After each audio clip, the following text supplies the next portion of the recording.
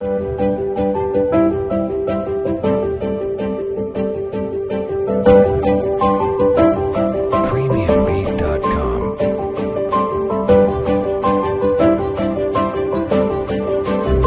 gestion de la crise Covid, qui n'est pas terminée, la gestion justement du confinement, par les régions, ça a fait couler beaucoup d'encre.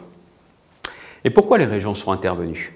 Parce que c'est certainement un échelon pertinent pour pouvoir agir, parce qu'il y a à la fois, c'est vrai, la vision stratégique des intérêts de la région, des habitants de la région, et il y a aussi maintenant, parce que les régions ont profondément changé, une démarche de proximité.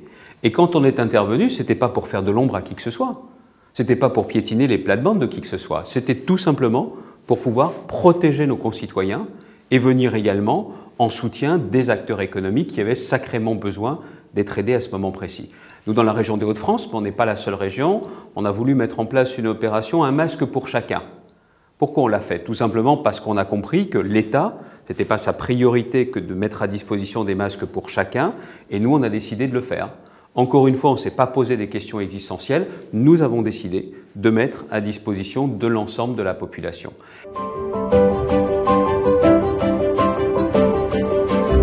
Et donc, ce qui est plutôt à articuler maintenant, c'est le qui fait quoi.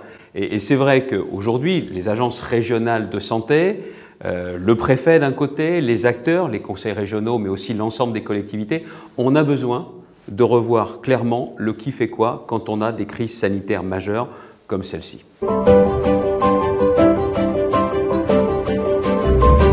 Maintenant, à l'avenir, sur quel chantier les régions souhaitent davantage s'investir? Il y a la question sanitaire. On le voit bien aujourd'hui, c'est l'État avec l'Agence régionale de santé qui décide et nous, régions, au mieux on peut passer des conventions, au mieux on peut financer. Nous ne sommes pas reconnus comme des partenaires à part entière. Et ce n'est pas le fait de prendre la présidence du conseil surveillance de l'Agence régionale de santé qui changerait quoi que ce soit. On nous fait confiance, oui ou non? Si c'est le cas, on peut prendre des responsabilités. Et si c'est le cas, je pense que l'on fera mieux que ce qui se passe aujourd'hui. Et puis, il y a bien évidemment la question économique et l'emploi. Je suis toujours très monomaniaque sur la question de l'emploi. Il n'y a jamais assez d'emplois. Et donc, nous avons besoin aujourd'hui, encore une fois, qu'on nous fasse confiance, qu'on nous considère comme des partenaires. Les politiques de l'emploi sont partagées, divisées, morcelées entre les régions et notamment l'État.